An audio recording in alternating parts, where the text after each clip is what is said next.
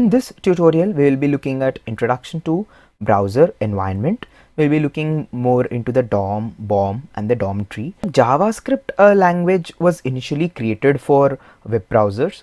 Since then it has evolved over time, and then we have used it in many ways also, right? So here I'll try to show you a bird's view of how actually the environment is set up behind the scenes.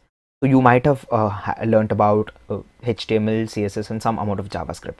So let's look at it. So you have the window, and then inside that you have the DOM, BOM and JavaScript. So let's look at as to what they contain. So the DOM contains the document, and a BOM contains the screen, location, frames, navigator, history, and JavaScript, as you know, contains objects, functions, arrays and stuff like that.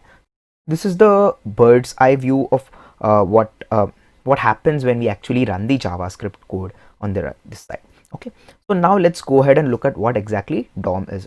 So DOM, the full form of DOM is document object model, and the structure of the document is explained as such by DOM. So it represents all the page contents as objects. So all the tags will be considered objects, and you can modify the tags and stuff like that.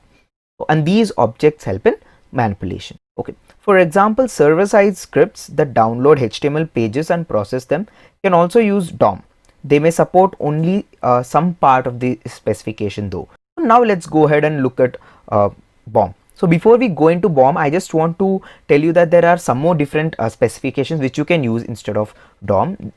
One of them is called the CSS object model, which is CSSOM, but I won't go into detail with this. So CSSOM and DOM can be used together to style the document and stuff like that, right? So now let's look at the BOM, which is the browser object model. So it represents some extra objects provided by the browser or the host environment. This helps to work with everything except the document. For example, location object tells us about the current URL and helps us to redirect to a new URL.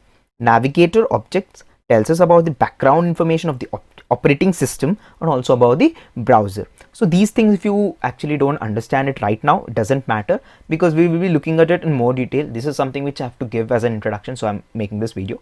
So the next part as such is important, which you can, I guess, can understand. So let's go and look at the DOM tree.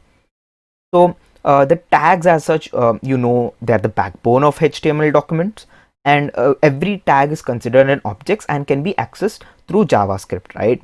And we have nested tags. So these nested tags are considered as children, and using some properties we will see how to actually access these children's and the parents and all those stuffs in the future videos. Okay, so let's look at the example.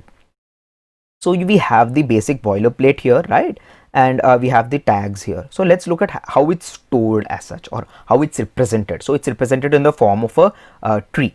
So let's look at it. So you have the HTML tag here, and then you have the head tag here, right?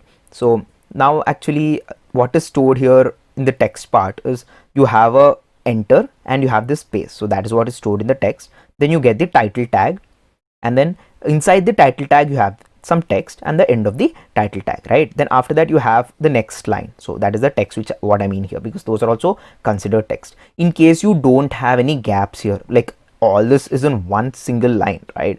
Then you don't have these extra texts.